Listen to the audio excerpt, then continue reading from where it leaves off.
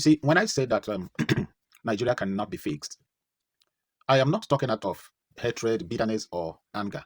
Not at all. I am, you know, stating the obvious. The fact based on the reality on ground, based on what we see on daily basis as regards to, the Nigerian governance, what the government of Nigeria do to the Nigerian citizens.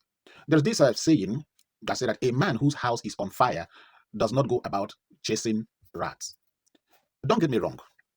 Though I am not apologetic to anyone here, I don't care how you will understand or interpret what I am saying here. That is purely your own opinion, okay? But I have to say the obvious. I don't care if you want to kind of give what I'm saying, what I'm going to say here now, a kind of a tribal coloration.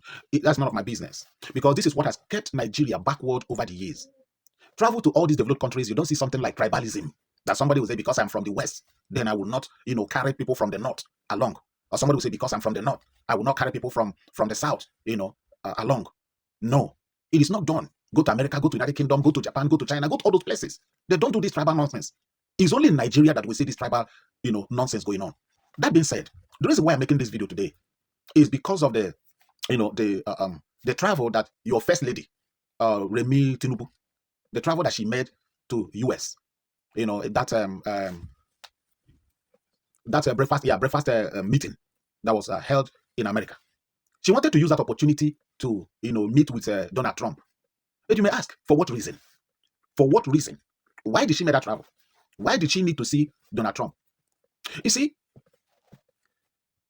come to think of it, this woman is a pastor, right?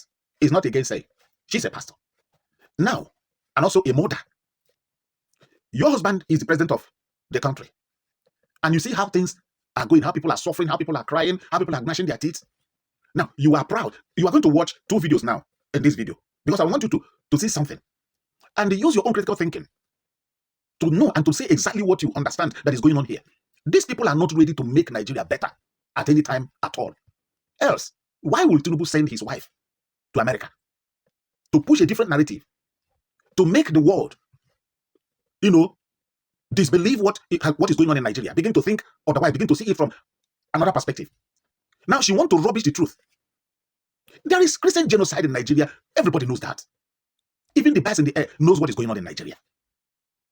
Now, you claim to be a pastor, a Christian for that matter. Why do you now want to change the narrative? So you are happy that these Islamic extremists are unaliving your Christian brothers and sisters. You are happy. Just because your husband is the president. Just because you're the first lady. You are now so selfish about your own person, about your own family. Or should I? Yes. Now, you don't care what other people are going through. So what are you doing that for? Or Oluremi Tinubu, what are you doing that for? You are a mother. You are a pastor. Do you see where the problem is? No, Nigerians, are you not seeing where your problems are? Do you see what that you still have? Listen, this is not all about tribal war, tribal this, tribal that. No. Listen, as far as I am concerned, if an Hausa man becomes the president of Nigeria and is doing something good for the country, what's there? If a Yoruba man becomes the president of Nigeria and is doing something good for the country, everybody will applaud him. If an Igbo man becomes the president of Nigeria and is doing something good for the country, everybody will applaud him. But if an Igbo man becomes the president of Nigeria and is doing something bad for the nation, for what? For example, what is going on in Abia State today? Abia State have had 3 past governors that never performed and never did anything good for Abians. But today, the 4th governor now, which is the sitting governor now in Abia State, he's doing something. And everybody is applauding him. Yes, everybody is applauding him because people are seeing what he is doing. Not propaganda, not social media thing. Practical things that people are seeing with their kuro eyes. So, it's not about tribe. Until Nigerians remove tribalism in governance, Nigeria can never ever be better. Anyways, I don't blame them because that was the template that the colonial masters handed over to them. It's a pattern of divide and rule. Divide them and rule them. So if the tribal war, the tribal sentiment is not in, how can your slave masters get what they're looking for? The best way to get what they're looking for is to divide you. But when will Nigerians get sense? Well, let me not take much of your time because I want you to watch this video and judge it by yourself. Now watch. The first one you will watch is that of Oluremi Tinubu. That's Tinubu's wife, your first lady. And the second one you will watch is about the American congressman, the interview he granted and what he said. Now you can hear that. Oh my God. Just watch it by yourself. Just watch. President Trump recognized me. Who would have thought that would happen, to even say the least? So when you look at that, you know, I'm getting global recognition in all of it, you know, despite, and that is what life is all about. If something is going to be good, it will come from, you know, the rebels, you know, and it starts like that. And then we have that attention, Trump we have the conversation going, no, and we expect, you know, there will be more, you know, it's going to yield a better fruit for us, and both for us and also America. President Trump had words of praise for you this morning, but there are still some U.S. lawmakers that believe that there is a, as they call it, Christian genocide going on in Nigeria, and they've been critical of the government for not doing enough. What do you say to that argument? What do you tell them? You know, we've been able to educate them more about the situation on ground. We live in Nigeria. We know that, you know, this is a democracy, and we are getting close to re-election, and there will be a lot of potholes of the beliefs they want the outside world to know.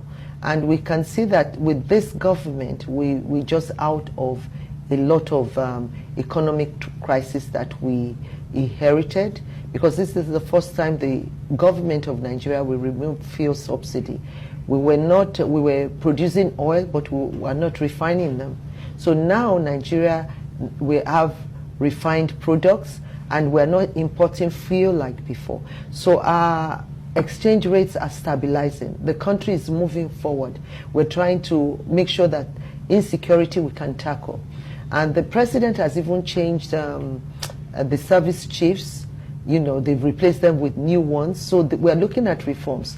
In November, because of what is going on and the world concern about Nigerian Christians, the government, my husband declared a state of emergency on the 26th November 2026, and on insecurity.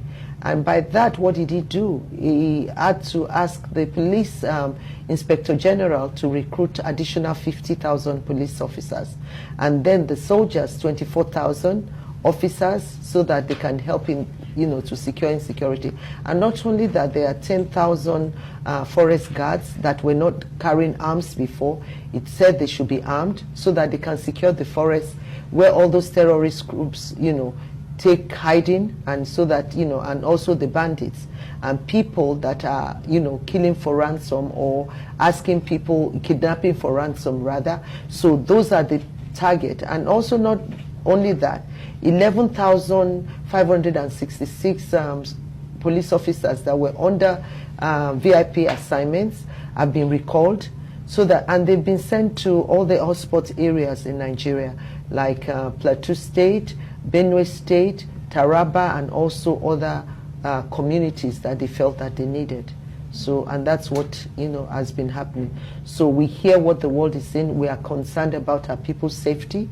Nigeria is a country that, you know, encourages freedom of religion, and which is entrenched in our constitution. And we are trying to make sure that even investors, when they come to Nigeria, because our, you know, economic growth is rising steadily, and then we want to make sure that, you know, we can do that. And there's so much work to be done. So we are not ready to blame past administration, because when Nigeria was in the boom age, we didn't really invest well. So, and this is what, you know, we've inherited now. We have to see what to do, and we have to partner with other countries who mean well for Nigeria, and, you know, and those who can help us, you know, making sure that our insecurity situation is dealt with.